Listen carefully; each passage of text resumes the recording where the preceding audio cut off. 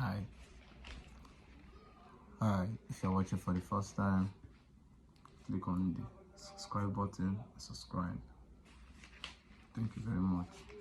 Today we're talking about pattern making. So they say the first step in casting is the pattern making. Pattern is a model made of suitable material and is used in making the cavity called molds.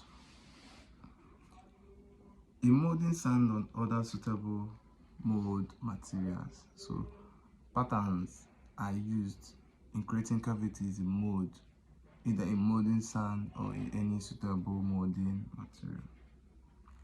When this mold is filled with molten metal and the metal is allowed to solidify, it forms the reproduction of the pattern, which is known as the casting. So after the mold have solidified, now it's called casting. So the finished product after pouring your molten metal in a desired mold is called casting. So let's talk about pattern materials. So the material used in achieving pattern as follows. So you can use wood, you can use metal, you can use plastic, you can use plaster, you can use wax or mercury. So, but selecting a particular material for pattern making, you have to put some factors into consideration. And the first factor you have to put in consideration is one, number of production. So how many jobs you want to do, how many finished product, how many casting you want to produce. You have to put into consideration first. Then you talk about mold material use. So what type of mold material you use in this pattern. We talk about types of molding processes. So what type of molding process do you want to use in achieving this casting? We will talk about degree of accuracy and surface finish required. So you have to think about it also. So minimum thickness required, you have to think about it also. So the number one, or the easiest and most common, or the most economically, the one you can get commonly, will not be expensive much, is wood. So wood is the most used one. So why is wood being chosen as the most used? It's because of the cheapness. Sometimes woods are cheap and it's available all the time. So the availability of wood makes it number one in pattern material consideration. So the lightness. So most wood are also light. It can easily be worked on. So easy in sanding to smooth surface. So you can easily sand wood to get a smooth surface. So you easily brush it, cleaning of wood.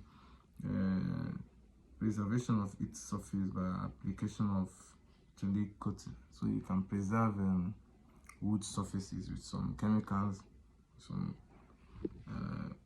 but in spite of its above good characteristics, its life is short because of the following reasons. So most time lifespan of wood are short, so there's reasons behind that also. So the number one reason behind short lifespan of wood in considering in pattern making is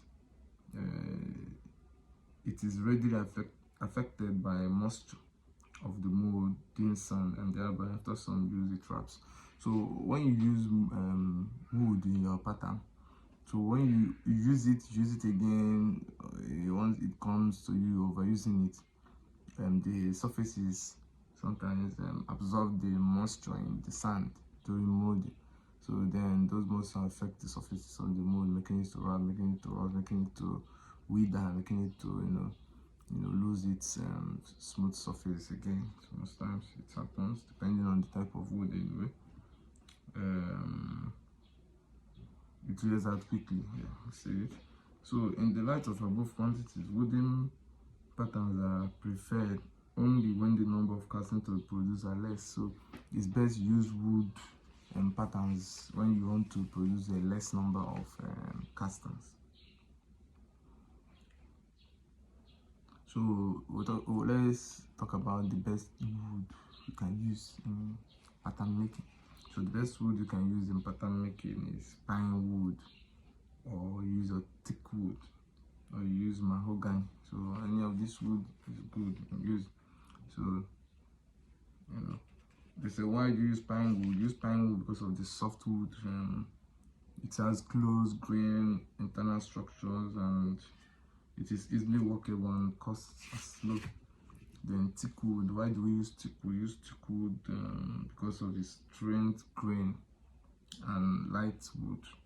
It is easily workable also, and it's has light tendency to wrap. It doesn't wither easily. Its cost is moderate. It's not that much expensive.